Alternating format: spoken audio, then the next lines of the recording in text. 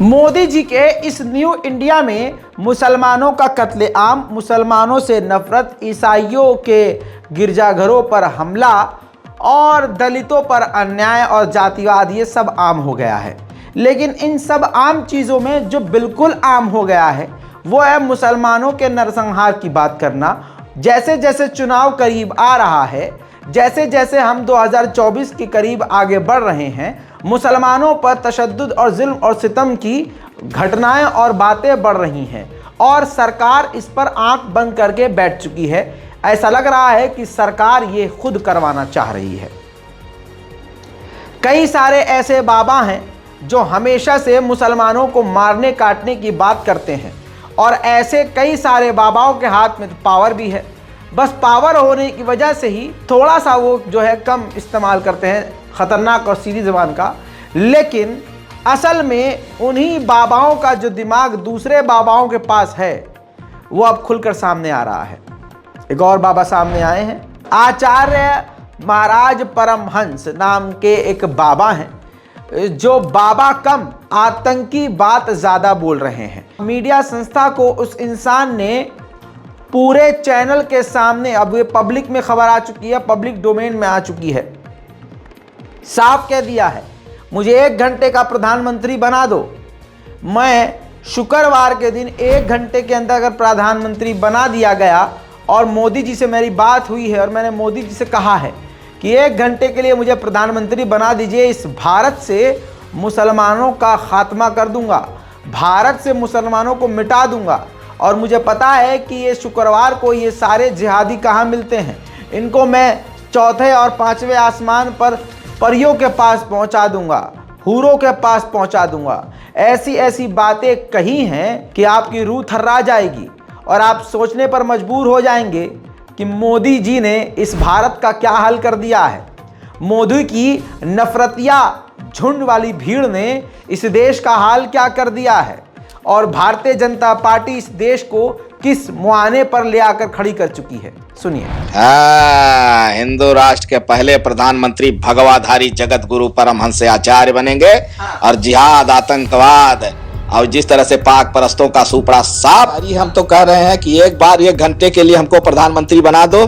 न सेना से आपको, हम तो अखंड, हम तो हिंदू राष्ट्र भी बनाएंगे। सबसे पहले भारत को हिंदू राष्ट्र बनाएंगे, फिर भारत को अखंड बनाएंगे। जैसे थोड़ा गलत, जैसे संघ मोहन भागवत क्या कह रहे हैं कि पहले हम अखंड भारत बनाएंगे। हमने कहा भैया, भारत के जिहादी जो 15 करोड़ हैं ये खाए जा रहे हैं।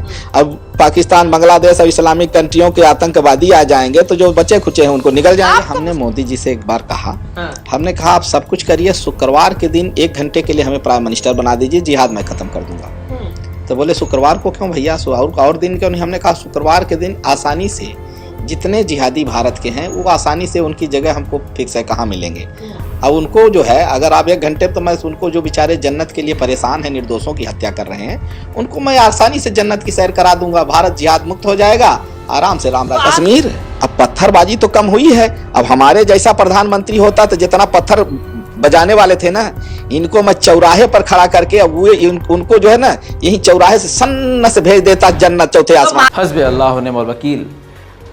मज़ेदार और ख़ूबसूरत बात यह है कि भाई साहब अभी तक इस पर कोई कार्रवाई नहीं हुई है और ना होगी। सलाम, नमस्ते, सत श्री अकाल। मैं हूं रज़ा और आप देख रहे हैं रज़ाग्राफी की नेशनल प्राइम टाइम रिपोर्ट, जिस रिपोर्ट के अंदर ऐसी खबरें, जिन खबरों को खबर बनने नहीं दिया जाता, जिन्हें गोदी मीडिया कभी अपनी ज़ुबान पर नहीं लाता, उन तमाम खबरों को मैं खबर बनाकर आपके सामने रखता हूँ। जिन खबरों को बताने में लोग डरते हैं, रज़ाग्राफी आपके सामने सीधी वो बात रख देता है। ये जो कुछ भी हो रहा है इसमें इनकी गलती नहीं है, मुसलमानों की गलती है। इस बात को आज मुसलमान भारत का कान खोल के सुन ले, क्योंकि जब भी मुसलमानों को मारने, काटने और पीटने की बात होती है, मुसलमान इग्नोर करता है, छोड़ना, हमें क्या करना है। लीजिए, जुनैद और नासिर को मार भी डाला जाता है, जिंदा जला भी दिया जाता है और उसके कातिल को बचा भी लिया जाता है। प्रदर्शन करने के लिए आवाज़ जो उठती है उनको दबा भी दिया जाता है। कमाल ये है कि जो प्रदर्शन कर रहे हैं अपने घर वालों को न्याय दिलवाने के लिए उनको नोटिस जारी कर दिया जाता है।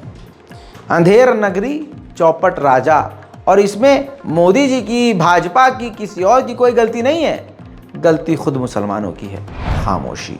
वहीं जिस आतंकी मोनू मानेसर को बचाने के लिए एक सड़ा हुआ समाज का सड़ा हुआ कातिल मुसलमानों के खून का भूखा झुंड सड़कों पर उतर के आके चीखने लगा और उनको कातिलों का कातिल मासूम लगने लगा मोनू मानेसर, आखिरकार सोशल मीडिया पर कुछ मुसलमानों ने, कुछ एक्टिविस्ट ने सवाल जब खड़े किए और YouTube के ऊपर सवाल जब खड़े हुए, तो देखिए मुसलमानों को यही समझाना चाहता हूँ, जाहिलों की तरह रील्स पर बैठकर, इंस्टाग्राम पर बैठकर पतली कमरिया मोरी हाय हाय देखने से अच्छा है कुछ सोशल मीडिया का सही इस्तेमाल कीजिए, क्योंकि इसी सोशल मीडिया पर हमें और हमारी बहनों को गालियां दी जाती हैं, हमारे इस्लाम को गालियां दी जाती हैं। तो आप गाली ना देकर कम से कम ऐसों को सामने तो ला सकते हैं, रिपोर्ट तो कर सकते हैं, मेंशन तो कर सकते हैं,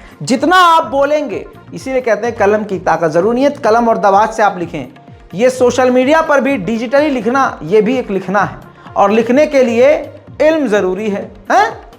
देखिए दैनिक भास्कर की रिपोर्ट है, ये मोनू मानेसर जैसे बहुत सारे आतंकवादी जो भी काम करते हैं आतंकी, इसका वीडियो बनाकर यूट्यूब पर डाला करते थे। यूट्यूब से कई लोगों ने सवाल खड़े किए। मोनू मानेसर की बहुत सारी खतरनाक ऐसी वीडियोस थी। मोनू मानेसर को गोल्ड प्ले बटन मिला हुआ था। आखिरकार जब यूट्यूब पर बात आ गई तो यूट्यूब ने वो काम कर दिया। नासिर जुनैद हत्याकांड के मामले में मोनू मानेसर पर यूट्यूब ने एक्शन लिया। यूट्यूब ने इसका मोनेटाइजेशन बंद कर दिया है, पार्टनर प्रोग्राम से बाहर निकाल दिया है, यानी पैसा अब मोनू मानेसर अपने चैनल से नहीं कमा सकेगा। यानी उसके चैनल पर ऐड चले या ना चले, उसका चैनल अभी हो या ना हो, डिलीट तो नहीं किया, लेकिन उस पर अब ऐड चले या ना चले, लेकिन पैसा उससे नहीं कमा पाएगा। दूसरी तरफ उसी मोनू मानेसर के चैनल पर जो 9 वीडियोस थे, बाकी कई सारे वीडियो हैं ऐसे भैया, लेकिन 9 वीडियोस यूट्यूब ने डिलीट कर दिए हैं, सस्पेंड कर दिए, देख नहीं सकता उसको कोई भी। जी हाँ, क्योंकि यूट्यूब की पॉलिसी का उल्लंघन था और यूट्यूब ने एक्शन ले लिया है। लेकिन अफसोस की बात है, यूट्यूब ने एक्शन ले लिया लेकिन भाजपा ने नहीं, कांग्रेस ने नहीं। क्यों? क्योंकि संरक्षण है भाई बहुत तगड़ा। इस बात को आपको मानना पड़ेगा कि मुसलमानों की खामोशी की वजह से आज हुजूर पाक को गालियां दे दी जाती हैं, इस्लाम को कोस दिया जाता है, कुरान के खिलाफ कोर्ट में केस दायर कर दिया जाता है, मस्जिद पर बम चला दिए जाते हैं, मस्जिद पर सूअर का गोश्त फेंक दिया जाता है। इसमें दूसरों की गलती नहीं है, ये तो हमारी बेगैरती है कि हम खामोश रहे। और देखिए एक और चीज़ चल रही है यूट्यूब पर, मुसलमानों को गाली देते हुए म्यूज़िक बनाया जा रहा है। जो कभी कामयाब नहीं हुए, जिनके मुंह में गधे का गू फंसा हुआ है, फटे बाँस जैसी आवाज़ है, ऑटो ट्यून लगाकर यूट्यूब पर मुसलमान, इस्लाम और नमाज को निशाना बनाते हुए ऐसे तथाकथित नकली गायक, ऐसा लगता है जब गाते हैं कि भैंसा जो है हग रहा हो और पीछे से आवाज़ लुपलुपाने की आ रही हो। ऐसे लोग यूट्यूब पर वीडियो बना बना के डाल रहे हैं, म्यूज़िक वीडियो, जिसमें वो सीधा नमाज, इस्लाम को घसीट रहे हैं। जैसे एक ये वीडियो है, यूट्यूब पर मौजूद है, सिर्फ टाइटल देख लीजिए। बिहार का ये सुअर गायक है, डांडिया में पढ़ नमाज, वीडियो का टाइटल ही है, गाने का टाइटल ही यही है। इसी वीडियो के थंबनेल में आप प्रोड्यूसर, एडिटर, सबका नंबर भी पा सकते हैं। दोस्तों सोशल मीडिया पर सेव वक्फ ने ट्विटर अकाउंट से, जो भी है अल्लाह इसको सलामत रखे, इस बंदे ने ट्वीट कर दिया। अब ट्वीट करने के बाद इसने मेंशन किया बिहार पुलिस को और ऑफिस सीएम बिहार को, यानी सीएम साहब के ऑफिस को भी मेंशन किया है। अजय सिंह नाम का बंदा है जिसने इसको कई जगह शेयर भी किया है। तो सेव वक्फ के अकाउंट से ये ट्वीट जब किया गया तो उसमें रिप्लाई भी आया बिहार पुलिस का। लेकिन यहाँ बिहार पुलिस का जो रिप्लाई मैं दिखा रहा हूँ, आपको ये समझाना चाह रहा हूँ कि देखिए, अगर यहाँ पर गाना हिंदुओं और हिंदू धर्म के खिलाफ होता तो बिहार पुलिस का रिप्लाई कुछ और होता। लेकिन यहाँ बिहार पुलिस कह रही है कृपया विवरण के साथ संबंधित थाना में लिखित शिकायत दर्ज कराएं। स्थानीय पुलिस द्वारा जांच उपरांत आवश्यक विविध कार्यवाही की जाएगी। यानी अगर आप मुसलमान हैं, आपको कोई गाली दे, इस्लाम को गाली दे, आपको मॉक करे, तो आपको लिखित शिकायत करनी पड़ेगी, ऐसा नहीं। लेकिन अगर आप मुसलमान हैं और हिंदू को कुछ कह दिया सिर्फ सोशल मीडिया पर, ओहो, बिहार की पुलिस FBI बन जाएगी, गड्ढे में भी चले जाएंगे तो वहां से निकाल के ले आएगी। पूरे देश में ये जो प्रशासन है, पुलिस प्रशासन, इनका यही हाल है। सोच के देखिए, अगर मुसलमान कोई एयरपोर्ट और कहीं कोने कोतरे में पब्लिक प्लेस में जगह देख के नमाज पढ़ लेता है 2 मिनट में 2 रकात, तो पुलिस प्रशासन उसको आसमान से खोजकर निकाल लेता है, एक ब्लर इमेज से भी है। और यहां बिहार की पुलिस कह रही है नहीं भैया, आप जाके लिखित कार्रवाई कीजिए लोकल थाने में, तब कार्रवाई होगी। तो यहां आपको क्रोनोलॉजी समझनी होगी। अब मुसलमान अगर खामोश रह गए, अगर 1 करोड़ मुसलमान, सबको तो जान लो भाड़ में, अगर भारत का 1 करोड़ मुसलमान भी ईमानदारी से गलत को गलत बोलने की हिम्मत रखने लगे, सोशल मीडिया का सही इस्तेमाल करने लगे, अल्लाह की कसम ये नजर नहीं आएंगे तुम्हारे सामने। उधर आज खबर यह है कि आज के दिन मुख्यमंत्री अशोक गहलोत पहुंच सकते हैं नासिर और जुनैद के घर। कल ये जानकारी खुद डॉक्टर शुएब ने दी है। एक वीडियो के दौरान उन्होंने कल शाम को ये जानकारी दी थी कि ऐसी खबर आ रही है कि मुख्यमंत्री मिल सकते हैं शहीदों के परिवारजनों से, और ये दबाव की राजनीति काम कर रही है। इंटरनेट को बंद किया गया, उल्टा धमकी दी गई परिजनों को, ये सब कुछ विफल हुआ, लोग जमकर खड़े रहे, तो खबर ये आई। दबाव की राजनीति जो है वो बिल्कुल कारगर साबित हो रही है।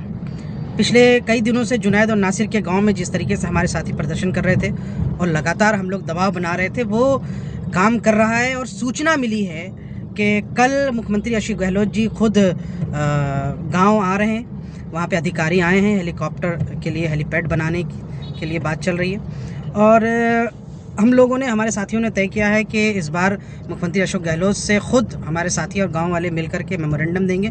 ये बात सिर्फ 2 परिवारों का नहीं है, ये मामला पिछले कई दिनों से जो लगातार इस तरह की हत्याएं हो रही है, जो ये अन्याय हो रहा है, जो जुल्म हो रहा है, उसके खिलाफ एक बड़ा टास्क फोर्स बनाने की है। ये स्टेट का एक पॉलिसी मैटर है, इसलिए कल मुख्यमंत्री जी जब गाँव आएंगे तो हमारे सब लोग वहाँ मौजूद रहेंगे और इस पर एक मेमोरेंडम भी दिया जाएगा।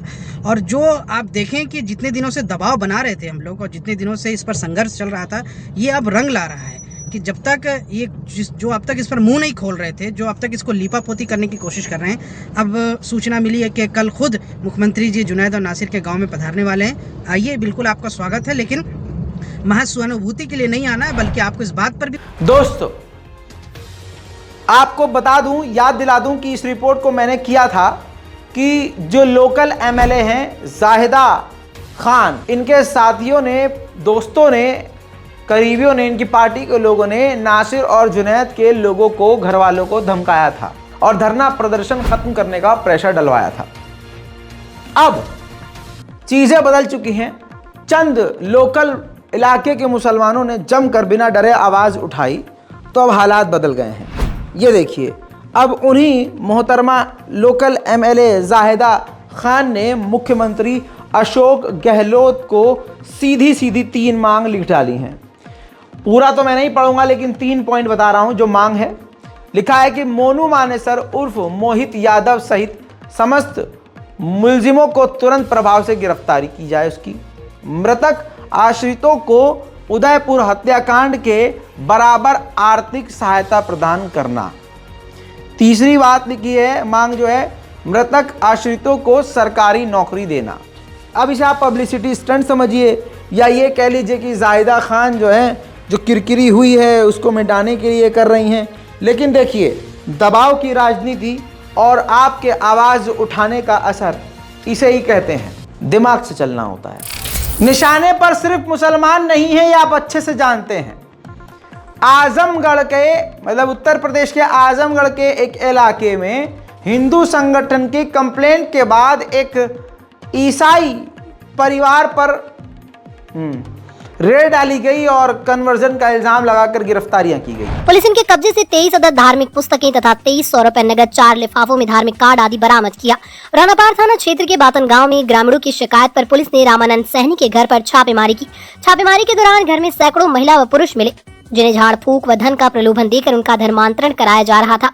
पुलिस ने मौके से 2 दर्जन धार्मिक पुस्तकें, नकदी आदि बरामद कर पन्नालाल गौड़ पुत्र काशीनाथ गौड़, पादरी निवासी ग्राम नवाबाद, थाना मड़ियाहू, जिला जौनपुर, रामानंद सहनी, सुमित्रा देवी, कमलावती देवी, सीमा देवी, संगीता देवी, नीलम निषाद और आयुष सहनी को गिरफ्तार कर लिया। अपर पुलिस अधीक्षक राहुल रूसिया ने बताया कि धर्मांतरण की सूचना पर पुलिस ने एक मकान पर छापेमारी की, तो वहां से भारी मात्रा में धार्मिक पुस्तकें, लिफाफे, कार्ड आदि सामान बरामद हुआ। इस संबंध में मुकदमा दर्ज कर पादरी समेत 8 लोगों को गिरफ्तार किया गया। उन्होंने कहा कि देश का कोना कोना भगवाधारी गुंडों से भर चुका है। ऐसा लग रहा है कि सब एक मौके की तलाश में हैं, सब हथियारों से तैनात हैं, हथियारों से लदे हुए हैं और ऐलान जंग कर चुके हैं। अब हैदराबाद के तेलंगाना में भी हिंदू संगठनों ने, बजरंग दल ने त्रिशूल बांटा और कसम कत्लेआम की खाई। मैं जब तक जीवित रहूंगा देश की रक्षा करूंगा, मैं जब तक जीवित रहूंगा मेरे धर्म की रक्षा करूंगा, मैं जब तक जीवित रहूंगा अखंड राष्ट्र की स्थापना के लिए लड़ूंगा। जब मुसलमान सवाल खड़ा करते हैं, मुसलमान प्रदर्शन करते हैं, तो उनको आतंकवादी कह दिया जाता है, पाकिस्तानी और खालिस्तानी कह दिया जाता है। पुलिस धाए धाए गोलियां भी चला देती है जी, बिना सोचे लाठी चार्ज कर देती है। हाँ, लेकिन अगर हिंदू भीड़ पुलिस को पीटने लगे तो पुलिस क्या करती है? अजी कद्दू कुछ नहीं करती है। ये देखिए, ओडिशा के भुवनेश्वर में विधानसभा को घेरने जा रहे थे बीजेपी के कार्यकर्ता।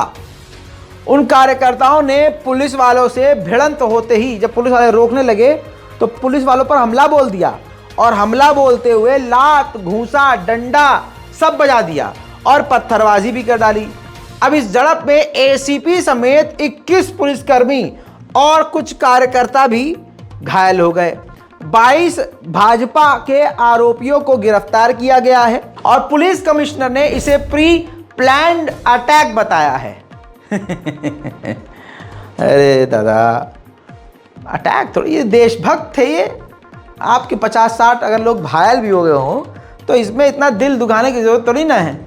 भारतीय जनता पार्टी के सच्चे देशभक्त हैं, आपको गद्दार घोषित कर दिया जाएगा। उधर राजस्थान के बरन के इलाके में भी हिंदू संगठनों ने और तथाकथित हिंदू संगठन ने हथियारों के साथ रैली निकाली। मुसलमानों की खामोशी का ये नतीजा और संविधान के रक्षक की मौन का ये नतीजा और हमारे न्यायपालिकाओं की खामोशी का असर सड़कों पर आ गया है। हालात बड़े बुरे हैं।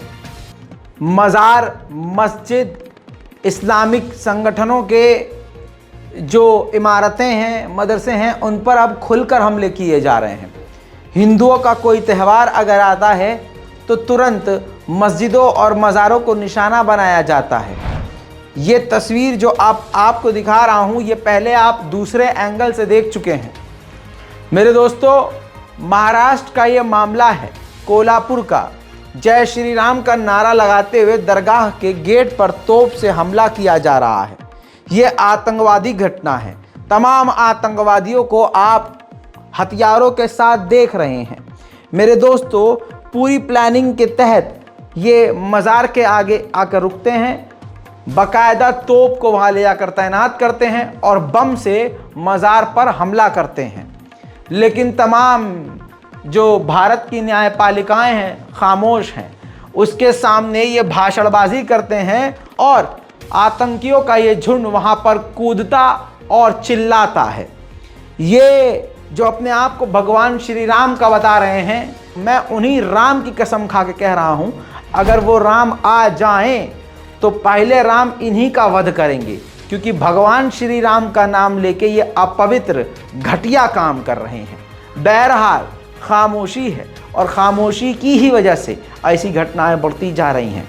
इसीलिए बीबीसी की डॉक्यूमेंट्री जो गुजरात पर थी उसको बैन किया गया है, ताकि लोग समझ ना पाएं, ये जान ना पाएं कि जब गुजरात में मुसलमानों का नरसंहार किया गया था तो उस नरसंहार से पहले पूरे गुजरात में इसी तरह के ऐसा ही चोला पहनकर सड़कों पर यही काम हो रहा था। हथियार लेकर आरएसएस और हिंदू संगठन विश्व हिंदू परिषद के ऐसे ही लोग हथियार लेकर सड़कों पर डोल रहे थे और सरकार खामोश थी।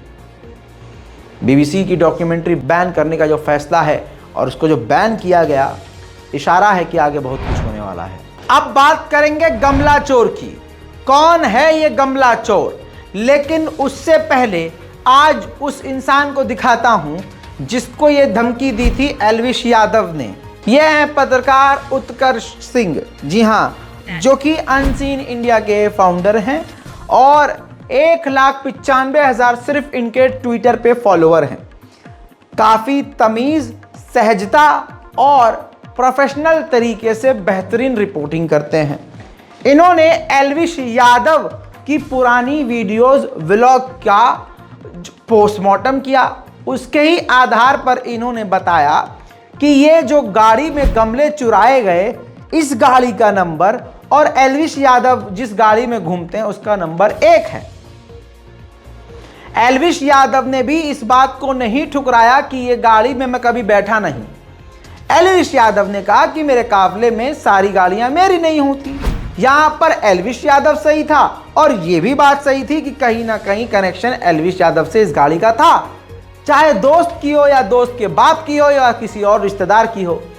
लेकिन एल्विश यादव इस किया कार्निवाल के गाड़ी के बेहद करीब था जिस गाड़ी में ये गमला चोरी हुआ।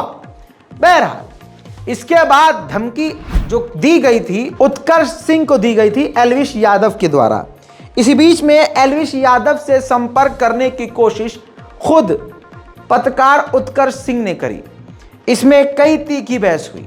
उत्कर्ष सिंह ये चाहते थे कि मैं एल्विश यादव का खुद इंटरव्यू ले लूं, दूध का दूध पानी का पानी हो जाएगा। मैंने अपना तर्क रख दिया, वो अपना तर्क रख देंगे। लेकिन उत्कर्ष सिंह से एल्विश यादव भागते हुए नजर आए। एल्विश यादव ने जो समय दिया, फिर जब वो वहां पहुंचे तो वो उस समय वहां नहीं मिले। टाल मटोल करते रहे कि यहाँ नहीं, वहां आ जाओ, वहां नहीं, वहां चले जाओ, तुम वहां हो। ये सब चीजें सोशल मीडिया पर उत्कर्ष सिंह ने भी शेयर कर दी है। अब उत्कर्ष सिंह जब बात कर रहे थे एल्विश यादव से फोन पर, तो जो फोन का एक वीडियो सामने आया जो खुद एल्विश यादव ने शेयर किया है। देखिए, अल्लाह इतनी कामयाबी मुझको भी ना दे, किसी को भी इतना कामयाब ना करे कि उसकी कामयाबी सर चढ़कर बोलने लगे। 3-3.5 मिलियन सब्सक्राइबर हैं, 2.5 मिलियन तो मैं भी लेके घूम रहा हूं, लेकिन कम से कम मतलब इतना गुरूर और घमंड तो बिल्कुल नहीं। और वो एल्विश यादव अपने आप को बोलता है कि मैं हिंदू हूं, हिंदू के लिए बोलता हूं, और फौरन जो है हिंदू कार्ड खेल देता है और कल से यही खेल रहा है। बहरहाल गमला चोरी में नाम आया, ये काफ़ी दुख की बात है। और हम ये नहीं बोल रहे कि एल्विश यादव ने गमला चुराया, लेकिन एल्विश यादव ने जो वीडियो शेयर करी उसमें आप जो उत्कर्ष सिंह के साथ जिस लहजे में वो बात कर रहा है, गुरूर, घमंड, बदतमीजी, जाहिलपन और एक होता है ना जैसे सत्ता का हाथ, सत्ता के नशे में चूर कि हाँ मैं तो हिंदुओं के लिए बोलता हूँ, तो ये सारे भारत के हिंदू, मैं कुछ भी गलत करूँगा ये सब मेरा साथ देंगे, कुछ भी करूँगा ये मेरा साथ देंगे। वो चीज़, वो अहंकार नज़र आ रहा है। एल्विश यादव से यही कहूँगा, अगर भगवान श्री राम को कभी पढ़ा हो, भगवान शिव शंकर को कभी पढ़ा हो, तुमने अगर कभी ग्रंथ पढ़ा हो, तो याद रखना आपके ही धर्म गुरु, आपके ही धर्म में, आपके ही भगवान के द्वारा कई बार अक्सर ये बताया, कहा गया है, समझाया गया है आप लोगों को, तमाम मनुष्यों को, कि अहंकार की आग बहुत खतरनाक है, दूसरों को नहीं ये तुमको ही जलाएगी। वरना पूछ लीजिएगा किसी पंडित जी से। बहरहाल वो जो वीडियो शेयर किया है उसमें खुद ही सुनिए, तमीज़ देखिए एल्विश यादव। और फिर से कहूँगा भाई साहब, मुझे अल्लाह इतनी इज्जत न दे कि मैं ऐसा हो जाऊँ। देखिए क्या चीज, मैंने वही तो बोला कि तुम्हारा अभी तक ढंग के किसी आदमी से पाला नहीं। अच्छा, मेरा ढंग के आदमी से पाला नहीं पड़ा, तुम हो ना ढंग के आदमी हो ना, तुमसे पड़ जाएगा भाई, ठीक है। हाँ तो गाली मत दो। अरे यार देख, एक बात में बार बार तो घसीटा मत ना। माँ बाप ने यही सिखाया। तमीज से बात करो लोगों से। गुस्सा दोबारा ना, तुम्हें इंटरव्यू लेना है? तूने अरे सुने ओ पागल, इंटरव्यू लेना तेने?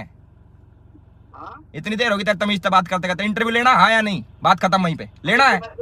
लेना है? अरे ओ लेना इंटरव्यू नहीं लेना? तेरे बाप के नौकर नहीं लग रहे हैं, सारे टाइम हांडते रहेंगे जो खुले। अरे तो तेरे लिए इतनी देर वेट थोड़ी करूंगा, निकल लिया मैं अपने काम को। तो भाग क्यों रहे हो भाई? हाँ तेरे तो भागेंगे हम, यही तो दिन आ गए हमारे। तुम जैसे टटपूंजे तो भागेंगे हम। मेरे जैसे किन से? तुम जैसे बेवकूफों से भागेंगे जो हम, यही तो टाइम आ गया मेरा। अरे अलवेश यादव, तुमको पता नहीं है तुम क्या कर रहे हो। हाँ मुझे सिखा दो भाई, मैं क्या कर रहा हूँ। भाई बता तो रहा हूँ यार, तुमको पता ही नहीं है भाई यार देख, तू पर्सनल, मेरे को तेरे से पर्सनली बात करने में इंटरेस्टेड नहीं है। देख मेरे को तेरे में इंटरेस्ट नहीं है बड़ा सा भी। तेरे को इंटरव्यू लेना है? इंटरव्यू लेना है? बाहर एक दुनिया है। हाँ बाहर एक दुनिया है, कोई बात नहीं। अरे यार तो इसको फालतू में एंटरटेन कर रहा हूँ मैं। इस बेवकूफ के बच्चे को इंटरव्यू तो लेना है नहीं, इसको फालतू में एंटरटेन कर रहे हैं। इंटरव्यू लेना है हाँ या ना? लास्ट बार पूछ रहा हूँ।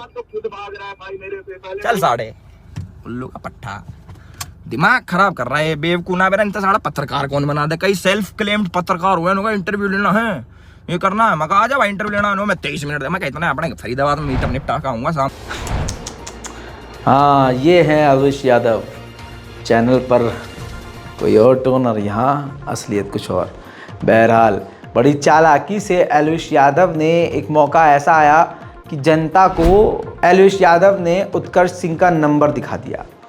अब उत्कर्ष सिंह ने ट्वीट किया और बताया कि अलवेश यादव ने पब्लिक डोमेन में उनका नंबर डाल दिया है। अननोन नंबर से उनको गालियां मिल रही हैं, धमकियां मिल रही हैं। उन्होंने लिखा कि अलवेश यादव ने मेरा मोबाइल नंबर सोशल मीडिया पर अपने वीडियो में शेयर किया है। अनजान नंबर से कॉल और मैसेज आ रहे हैं। बस इतना बताना था कि इन टुच्ची हरकतों से मैं डरने वाला नहीं हूं बच्चे। उधर 24 घंटे बाद गुरुग्राम पुलिस ने बताया कि वो गाड़ी अलवेश यादव की नहीं है, वो किसी और की, और उनको गिरफ्तार कर लिया जा चुका है। अब जिनको गिरफ्तार किया गया है सोशल मीडिया पर, वो भी एक बड़ा सवाल है। कहा जा रहा है कि अलवेश यादव की किसी वीडियो में उसको देखा भी गया है और यही वो गाड़ी थी। कनेक्शन चाहे अलवेश यादव से कोई भी हो, यादव की ही गाड़ी थी और अलवेश यादव इसी गाड़ी में कई बार घूमते हुए पाए गए हैं। यूट्यूब पर अभी भी उनका वीडियो मौजूद है। खैर ये बयान सुनिए, जरूरी है। गुड़गांव सर, इसमें अलवेश यादव का नाम आ रहा है कि अलवेश यादव भी इस पूरी घटना में शामिल था। क्या अलवेश यादव जो कि यूट्यूब इन्फ्लुएंसर है वो इस गाड़ी में शामिल था? नहीं, ऐसा कुछ नहीं है। जो ये मनमोहन है जिनकी गाड़ी है, इनका जो लड़का है उसका वो दोस्त है। दोस्त ने कभी इनकी गाड़ी यूज की होगी अपने यूट्यूब को चैनल बनाने के लिए, अदरवाइज उसका यहाँ कोई रोक। यानी अलवेश यादव का कोई इन्वॉल्वमेंट नहीं है इसमें? नहीं इसमें। ठीक है सर, थैंक यू। नफरत का सौदागर और नफरतिया ज़ॉम्बी अरुण यादव ने राहुल गांधी का ये ताज़ा फोटो शेयर करते हुए लिखा, पप्पू ने कटवा ली। जी हाँ, ये तंज है, कुछ और है, आप समझ सकते हैं। लेकिन इस अरुण यादव को मैं बता दूं कि तेरे बाप ने भी कटवाई थी, तू भी कटवाता होगा या तो चुटिया बांधता है। कई ऐसी जगह बाल आते हैं जहां कटवाने पड़ते हैं। तो चुटिया बांध के घूमता है तो भाई बात अलग है। भैया जी आप तो। दोस्तों, झूठों की रानी महारानी स्मृति ईरानी, माननीय स्मृति ईरानी ने 2011 में ये पोस्ट किया था, 50 रुपए बढ़ा दिए गैस सिलेंडर पर, हाँ एलपीजी पर, और अपने आप को वो आम आदमी की सरकार बताते हैं। व्हाट अ शेम, कितने शर्म की बात है। दोस्तों, आज इन्हीं की सरकार में 50 रुपया हाँ घरेलू सिलेंडर पर बढ़ा दिया गया है और 300 रुपये कमर्शियल हाँ सिलेंडर के दाम बढ़ा दिए गए हैं। होली से पहले मोदी जी ने अपने समस्त हिंदू भाइयों को बेहतरीन गिफ्ट दिया है, गिफ्ट 50 रुपये महंगा, देश हित में 50 रुपये और महंगा लो। अरे यार बताइए यार, ये मौलाना मोदी ने हिंदुओं के साथ अच्छा नहीं किया है। हमारा रेट कम करना चाहिए, बढ़ा दिया यार, उल्टा हद हो गई। बहरहाल जो अंधभक्त हैं उनका कुछ नहीं हो सकता, लेकिन जो ज़मीन से जुड़े हुए लोग हैं उन पर काफ़ी फ़र्क पड़ गया है। जी, आज सरकार ने 50 रुपए घर वाले सिलेंडर पे और 350 रुपए कमर्शियल सिलेंडर पे बढ़ा दिए हैं। इसको आप कैसे देखते हैं? देखना क्या भैया, सरकार तो भूखा मारेगी, वैसे ही मर रहे हैं, काम दाम वैसे नहीं है। मार्केट में यहाँ पर 1000 रुपए कमाते थे, 500 रुपए भी पल्ले नहीं पड़ रहे। सरकार ने गैस और बढ़ा दी। अब बताओ, घर 4 बच्चे हैं, गरीब आदमी हूँ, कहाँ से पेट भरेंगे? सुबह से लेकर 10 बजे से लेकर शाम को 11 बजे तक मेहनत करते हैं, फिर भी साला घर में पड़ता पूरा नहीं आता, घर का खर्चा ही पूरा नहीं हो पा रहा। सरकार बढ़ाती जा रही है, गरीब आदमी मरता जा रहा है, कह रहा है गरीबी दूर करो, गरीबी दूर करो। कहाँ की गरीबी दूर हो रही है? 4 बच्चे किराए पे रह रहा हूँ मैं, 7,000 साढ़े 7,000 रुपए रेंट दे रहा हूँ। अच्छा, अभी कुछ दिनों में होली है और होली से पहले आपको सिलेंडर के रेट में ऐसा तोहफा मिला है, इस पर क्या करेंगे? नहीं भूलेंगे, सरकार को कभी नहीं भूलेंगे भैया। क्यों? एक तो सरकार को छूट देनी चाहिए, छूट देने की जगह बढ़ा रही है। तो ये तो गरीब आदमियों को मारना हुआ ना। कहाँ से होली खेलेगा आदमी, कहाँ से वो करेगा? खाने तक के तो हो नहीं रहे बंदों पे। और अगले ही साल इलेक्शन भी है, क्या लगता है आपको, ऐसे ही चलता रहेगा या फिर इलेक्शन में कुछ परिवर्तन देखने को देखो जी, अगर ऐसे ही चलता रहा तो परिवर्तन आएगा, अगर नहीं चला, सरकार सुधर गई तो खैर बीजेपी है ही है, नहीं तो भैया परिवर्तन आएगा, चेंज होगी सरकार। खैर, आप किसी भी पार्टी के समर्थक हो, लेकिन महंगाई पर गौरव वल्लभ जो कांग्रेस के प्रवक्ता हैं, उन्होंने जो फैक्ट्स रखे हैं उससे आपको सहमत होना ही पड़ेगा। सुनिए क्या कह रहे हैं। एक बच्चा जन्म लेता है तो सबसे पहले कोई आहार ग्रहण करता है माँ के दूध के बाद, तो वो है दूध। 2022 कैलेंडर ईयर में दूध के दाम 8 रुपये प्रति लीटर बढ़े। चलो, माँ बाप कैसे जैसे करके दूध की व्यवस्था कर लेते हैं। दूध के बाद दूसरा आहार ग्रहण करता है तो वो है अनाज। पिछले 1 साल में आटे के दामों में 40% की वृद्धि हुई है, 40% इन 1 ईयर। चलो साहब, माँ बाप जैसे तैसे करके आटा भी ले आए। तो फिर उसके बाद वो खाता है सब्जी और मसाले। जनवरी 2023 में मसालों के ऊपर जो इन्फ्लेशन था वो भारत सरकार के आंकड़ों के अनुसार 21%, 21.09% रहा। चलो साहब, वहां तक भी जैसे तैसे करके ले आए। सब्जियां तो 4-5 साल पहले ही थाली के बाहर हो चुकी है, वो तो अभी रही नहीं। चलो, जैसे तैसे बड़े होता है बच्चा तो माँ बाप की इच्छा होती है कि इसको पढ़ाए लिखाए, तो वो लेते हैं उसके एजुकेशन के लिए लोन, तो लोन पे ब्याज दर बढ़ा दी। चलो साहब, वो भी जैसे तैसे व्यवस्था हो गई, बच्चा पढ़ लिख गया। अब बेरोजगारी की दर फरवरी 2023 में 7.45%। उसके बाद उस बच्चे को मोदी सरकार कहती है कि जो जन्म से लेके यहां तक की जो यात्रा हुई उसके लिए मुझे बोलो थैंक यू मोदी जी। तो ये मोदी सरकार का एक सफरनामा है महंगाई के लिए। अजी, हम उत्तर प्रदेश वालों के लिए तो और बड़ी सौगात दी है योगी सरकार ने। मजा आएगा, मजा। अरे मजा सुनिए कैसे आएगा। 23% बिजली के दाम बढ़ने वाले हैं। 3 करोड़ उत्तर प्रदेश के उपभोक्ताओं की बिजली का दाम 23% बढ़ने वाला है। लीजिए मजा, ले मजा। हाँ, होली का ऐसा सौगात आए हाय कभी मिला ही नहीं। मोदी जी ने गजब कर दिया यार। खैर दोस्तों, आपकी स्क्रीन पर खुद देख लिए, प्रूफ मौजूद है। दैनिक भास्कर का सिर्फ टाइटल ही आपको सुकून दे देगा और खुशी से आप नाचने लगेंगे। यूपी में महंगी होगी बिजली, 3 करोड़ उपभोक्ताओं की बिजली 23% बढ़ सकती है। नियामक आयोग ने प्रस्ताव किया स्वीकार। जी हां, प्रस्ताव भी स्वीकार कर लिया गया है। और दबाव आएगा तो मोदी, भाई मोदी कयामत तक मोदी रहना चाहिए भाई साहब। फिर से हम लोग जंगल में जाकर लकड़ियां बीनकर पत्ते बांध कर रहने ना लगे ना, तब तक मोदी जी रहने चाहिए। लेकिन अंध भक्तों की कोई टक्कर नहीं ले सकता।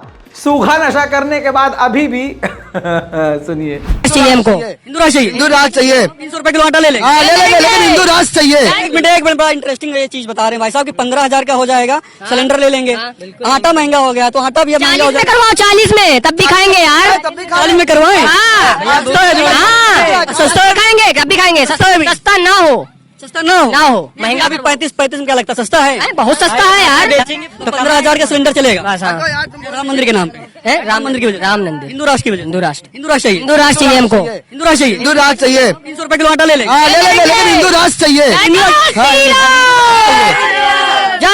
बताया तो भाई 6,000 रुपए सैलरी थी, आज 10,000 रुपए हो गई है, ठीक है, और 4,000 सैलरी बढ़ गई, 4,000 रुपए सैलरी बढ़ी है, ठीक है। पहले 10 रुपए की 50 ग्राम हल्दी लेते थे, आज 70 रुपए की 200 ग्राम हल्दी खा रहे हैं। अच्छा, तो 4,000 सैलरी बढ़ गई, तो आपको लगता है कि महंगाई तो मतलब 300 रुपए किलो आटा आप ले लेंगे, 15,000 का गैस सिलेंडर बढ़वा लेंगे। हिंदू राष्ट्र चाहिए, इसलिए मोदी जी कोट करें, योगी और मोदी। भैया सारा देश खौफ में आ गया और इससे ज्यादा क्या चाहिए, खौफ में आ गया सारा देश के लिए। भैया भारत जैसा देश अब शायद कहीं नहीं है, ये जहाँ तक हर चीज में नंबर 1 पे आ जाए। कौन है ये लोग, कहाँ से आते हैं? अच्छा, नारंगी सिर्फ मुसलमान से नहीं डर रहे, नारंगी ईसाइयों से भी जबरदस्ती डर रहे हैं। उनका खुद का जो ईमान है वो शायद इतना कमजोर है कि वो दूसरों से घबरा जा रहे हैं। आप सोच के देखिए, प्रगति मैदान में जो पुस्तक मेला लगता है फुल्ली सिक्योर्ड होता है, पुलिस चप्पे चप्पे पर होती है, बीएसएफ के जवान होते हैं। इन सब के बावजूद एक अमेरिकी संस्था गाइडेंस इंटरनेशनल एसोसिएशन है जो अमेरिका की है, क्रिश्चियन संस्था है, पुस्तक मेले में वो फ्री में बाइबल बांट रही थी। बस तथाकथित हिंदू संगठन के लोग वहां पहुंचते हैं और उन पर हमला कर देते हैं।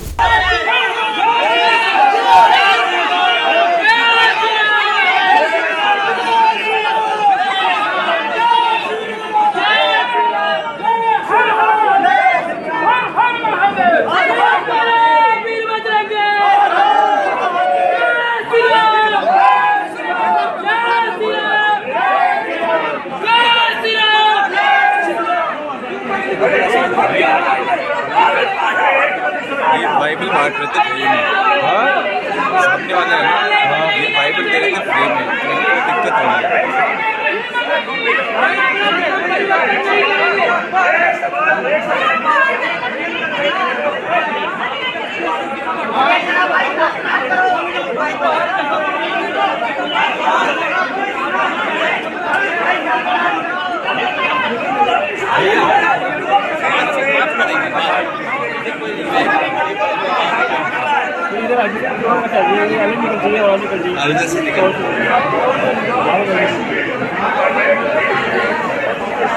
अब आपको यह भी बता देता हूं कि भाजपा में किस किस तरह के लोग होते हैं, गुंडे, आतंकी और मवाली तरह के लोग। ये फेसबुक प्रोफाइल जो आप देख रहे हैं, ये देख लीजिए ध्यान से, ब्रिजेश कुमार सोंकर, ठीक है, ये कौन है? ब्रिजेश कुमार सोंकर, जिसके प्रोफाइल पे आपको उसकी सारी नेतागिरी नजर आ रही है। उमेश पाल हत्याकांड में ये बीजेपी नेता सुपारी शूटर ब्रिजेश सोंकर, पुलिस ने इसको मऊ से गिरफ्तार किया है। इस हत्याकांड में एक एक करके बीजेपी के नेताओं की जो मिली भगत सामने आ रही है। हत्या का जो उद्देश्य है वो भी करोड़ों का लेन देन है। तो आज आप समझ लीजिए कि देश में कौन सी पार्टी में किस किस तरह के लोग हैं। युवाओं को बेरोजगार रखने की फुल टुश प्लानिंग है। इस चीज़ को शायद आप नहीं समझ रहे, लेकिन ये बात हकीकत है। अगर आप आंकड़ों पर नज़र डालेंगे तो आपको समझ में आएगा। खुद देखिए, इतना तो भैया लव लेटर कभी लीक नहीं होता जितने पेपर लीक हो रहे हैं। साल 2017 में दरोगा भर्ती पेपर लीक हो गया, साल 2018 में UPPCL paper leak, UP triple SC lower subordinate paper leak हो गया। इसी तरह से ट्यूबवेल ऑपरेटर पेपर लीक हो गया। यूपी आरक्षी नागरिक पुलिस पर्चे गलत बटे, ग्राम विकास अधिकारी धांधली हो गई, प्राइमरी स्कूल सहायक अध्यापक भर्ती रिजल्ट के बाद धांधली का आरोप लग गया। 2021 में यूपी ट्रिपल एससी पेट एग्जाम पेपर लीक हो गया, यूपी टीईटी पेपर लीक हो गया, फॉरेस्ट गार्ड परीक्षा रद्द हो गई, सहायता प्राप्त स्कूल शिक्षक प्रधानाचार्य पेपर लीक परीक्षा हुई, 3 महीने हो गए रिजल्ट नहीं आया। तो सारा खेल समझ लीजिए, जानबूझकर ऐसा लग रहा है युवाओं को बेरोजगार रख के उनके पास एक ही ऑप्शन रख दिया जाएगा, भारतीय जनता पार्टी युवा मोर्चा में शामिल हो जाओ, एबीवीपी आरएसएस में शामिल हो जाओ, भारत को हिंदू राष्ट्र बनाने का नारा लगाओ रोज का 100 रुपया पाओ। आखिर मैं आपको ये दिखाना चाहूंगा, बताना चाहूंगा कि जो इस्लाम को छोड़कर जाता है वो कहीं का नहीं होता। ससुर ने घर वापसी की थी, लेकिन घर वापसी के बाद भी सुकून नहीं मिला। जितेंद्र त्यागी की बात कर रहा हूं। घोटाले से बचने के लिए, जांच से बचने के लिए इसने खूब तालियां बजाई, मोदी योगी भाजपा, लेकिन मिला क्या? बाबूजी का ठुल्लू। इतना गिरना पड़ा कि इसको अपना मजहब छोड़ना पड़ा। मुसलमानों के बीच में से एक गद्दार निकल गया, एक पैखाना किनारा हो गया। चलो अच्छी बात है, गंदगी धुल देनी चाहिए, गंदगी किनारे कर देनी चाहिए। अब वो वसीम रिजवी उर्फ वसीम रिजवी तो रहा ही नहीं ससुरा, वो तो हाँ जितेंद्र त्यागी, उसने राष्ट्रपति को चिट्ठी लिख के मौत मांगी है, इच्छा मृत्यु मांगी है। ये हाल होता है इस्लाम छोड़ने वाले का, अपने मजहब से, इस्लाम से, कुरान से, अल्लाह से, मुसलमान से गद्दारी करने का ये नतीजा। अपने हाथों से चिट्ठी लिखकर राष्ट्रपति से मौत मांग रहा है कि मुझे मौत दे दीजिए। रोध हो रहा है, दर्द सुनिए इसका। देखिए। नमस्कार, मैं जितेंद्र नारायण सिंह हूँ। आज से 1.5 साल पहले मैं वसीम रिजवी हुआ करता था। मैं बेघर हो गया, मैं नहीं डरा। मैं हत्या करने की धमकियों से भी नहीं डरा, लेकिन आज मजबूर अकेला हूँ, अनाथ हूँ, क्योंकि मेरी बात कोई नहीं सुनने वाला। मेरे खिलाफ जो फर्जी मुकदमा लिखवाया गया, मैं सनातन धर्म के सभी संगठनों, महामंडलेश्वरों के दरवाजों पर गया, उनसे कहा कि भाई मेरी उच्च स्तरीय जांच करा दीजिए। पुराने लखनऊ की पुलिस अपने ऊंचे अधिकारियों को गुमराह कर रही है, उनके दबाव में है, निष्पक्ष जांच नहीं हो रही। सीबीआई से जांच करा दिए ताकि दूध का दूध, पानी का पानी हो। उन मुल्लाओं को भी बेनकाब किया जाए जो सनातन धर्म के लोगों के खिलाफ नाजायज साजिश करते हैं। लेकिन हालात बद से बदतर हो गए। मेरे खिलाफ फर्जी मुकदमों में चार्जशीटें भेजी जा रही हैं। चौक से भेजी गई, थाना चौक से भेजी गई, थाना शहादतगंज से भेजी गई। अब तो मुझ पे गैर जमानती वारंट लेकर मेरे घरों की कुर्की की नौबत आ गई है। मैंने बहुत दुखी मन से देश के राष्ट्रपति महोदया से अपील की है, इच्छा मृत्यु के लिए पत्र लिखा है कि मुझे अनुमति दी जाए, क्योंकि मैं बहुत डिप्रेशन में हूं। रोज एक कदम अपनी सुसाइड की तरफ बढ़ रहा हूं। मैं अकेला हूं, मेरी आवाज कोई पहुंचाने वाला नहीं। सबने कहा, आश्वासन दिया कि आदरणीय मुख्यमंत्री जी से बात करूंगा, लेकिन उन तक मेरी बात पहुंची नहीं, क्योंकि वो न्याय का देवता है। अगर उन तक मेरी बात पहुंचती तो आज मेरा हाल ये ना होता, मुझको भी न्याय मिलता। मैं मजबूर हूं, मेरी मदद कीजिए। देखा दोस्तों, ये सबक है, सबक। अल्लाह पर भरोसा रखिए, जिस हाल में भी रहिए, इस्लाम का दामन मत छोड़िए। और ये जो कुछ भी किया जा रहा है, अगर कोई धर्म वाले अपने किसी भगवान का नाम लेके आपको मार रहे हैं, आपकी दाढ़ी में आग लगा रहे हैं, जुनैद जमशेद जैसे लोगों का कत्ल कर रहे हैं, तो इससे उन्हीं का मजहब बदनाम हो रहा है। इस्लाम चमक रहा था, चमक रहा है, चमकता रहेगा। इसी खूबसूरत जुमलों के साथ इस रिपोर्ट का यहीं ख़ात्मा।